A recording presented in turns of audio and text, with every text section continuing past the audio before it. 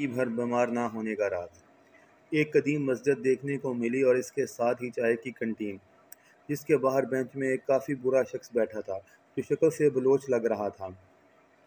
بوڑھے کو دیکھ کر خود سے شرط باندھی کہ اس بابے کے ساتھ چائے پینا لازمی ہے۔ سٹاف کو دور بٹھا کر اور چائے لے کر اس کے پاس جا کر سلام کیا اور اندازہ درست نکلا وہ بلوچی ہی تھا۔ خیر، بات چیت ختم کرتے وقت میں نے اپنی عمر بتائی اور اس کی پوچھی تو معلوم ہوا کہ وہ 95 برس کے تھے اور اس کی والد کا انتقال 105 برس کی عمر میں ہوا۔ میں نے ذرا ہچکچاہٹ سے پوچھا، اچھی صحت کا راز تو بتائیں۔ کہنے لگا، بس بیمار نہ پڑو۔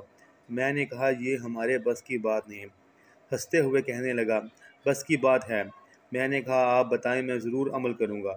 میرے قریب آ کے آہستہ سے کہنے لگا، منہ میں کبھی کوئی چیز بسم اللہ کے بغیر نہ ڈالنا، چاہے پانی کا قطرہ ہو یا چنے کا دانہ۔ میں خاموش سا ہو گیا۔ پھر کہنے لگا، اللہ نے کوئی چیز بے مقصد اور بلا وجہ نہیں بنائی۔ ہر چیز میں ایک حکمت ہے، اس میں فائدہ اور نقصان دونوں پوشیدہ ہیں۔ جب کوئی چیز بسم اللہ پڑھ کے منہ میں ڈالتے ہیں تو اللہ سب نقصان نکال دیتا ہے۔ ہمیشہ بسم اللہ پڑھ کر کھاؤ پیو، دل میں بار بار خالق کا شکر ادا کرتے رہو۔ جب ختم کر لو تو ہاتھ اٹھا کر شکر ادا کرو، کبھی بیمار نہیں پڑو گے۔ میری آنکھیں تر ہو چکی تھیں۔ کاش ہم بھی اپنے بڑے بزرگوں اور علماء کی مجلس میں بیٹھتے۔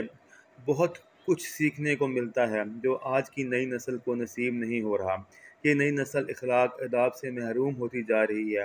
ان کو بس ہاتھ میں موبائل اور انٹرنیٹ فری ملنا چاہیے۔ مجھے چونکہ دیر ہو رہی تھی، میں سلام کر کے اٹھنے لگا تو میرا ہاتھ پکڑ کے کہنے لگا، کھانے کے حوالے سے آخری بات بھی سنتے جاؤ۔ میں نے کہا، جی کہیے۔ پھر بیٹھ گیا۔ کہنے لگا، اگر کسی کے ساتھ بیٹھ کر کھا رہے ہو تو کبھی بھول کر بھی پہل نہ کرنا۔ چاہے کتنی بھی بھوک لگی ہو، پہلے سامنے والے کی پلیٹ میں ڈالو۔ جب تک وہ لقمہ منہ میں نہ رکھ لے تم شروع نہ کرو۔